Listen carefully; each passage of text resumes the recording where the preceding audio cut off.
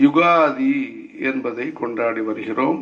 அந்த யுகாதி என்று சங்கல்பங்கள் எல்லாவற்றையும் சொல்லி, திதேஹே ஸ்ரீயம் அவாப்னோதி வாராத்து ஆயுஷ்ய வர்தனம் நட்சத்திராத்து ஹரதே பாபம் யோகாத்து ரோக நிவாரணம் கரணாத்து காரிய சித்திஷ்ட பஞ்சாங்க பலம் உச்சியதே என்பதாக இந்த ஐஸ்வர்யம் கிடைக்கிறது திதி சொல்வதன் மூலமாக.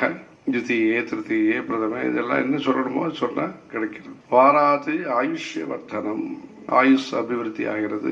நட்சத்திராத் ஹரதே பாப்பம், தோஷ நிவர்த்தி சம்பவிக்கிறது. யோகத்தை சொன்னால் ரோக நிவாரணம் கிடைக்கிறது. கரணம் என்பதை குறிப்பிட்டு சொன்னால் காரிய சித்தி கிடைக்கிறது என்று சொல்லியிருக்கிறார்கள். அன்றைக்கு யுகாதி அன்றைக்கு விசேஷமாக ஒரு பிரசாதமும் நைவேத்தியம் செய்யப்படுகிறது. வேப்பம் இலையை கொண்டு இளசாக இருக்கக்கூடிய இளந்தளிர் அதை வைத்து வெல்லம், மாங்காய், புளி இதெல்லாம் வைத்து செய்கிறார்கள்.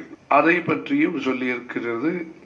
சதாயுர் வஜ்ர தேகாய சர்வ சம்பத்கராய சர்வாரிஷ்ட விநாசாய நிம்ப கந்தள பட்சணம் என்பதாக 100 வருஷம் நாம் திடகாத்திரமாக இருப்பதற்கும், அனைத்து செல்வங்களும் ஐஸ்வர்யங்களும் நமக்கு கிடைப்பதற்கும், தங்கு தடையின்றி நாம் செய்யக்கூடிய நல்ல பணிகள் நிறைவேறுவதற்கும் அந்த பிரசாதத்தை, அந்த நிம்ப கந்தளம் என்று சொல்லக்கூடிய அந்த பிரசாதத்தை ஸ்வீகரிக்க வேண்டும் என்பதாக அதிலே சொல்லப்பட்டிருக்கிறது.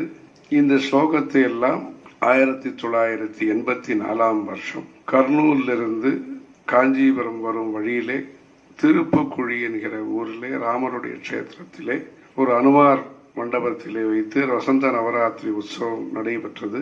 அந்த சமயத்திலே பெரியவா சொல்லி எல்லோருக்கும் இந்த ஸ்லோகத்தை சொல்லி அந்த பஞ்சாங்கத்தினுடைய பலன் என்ன என்பதை விளக்கமாக சொல்ல சொன்னார்கள்.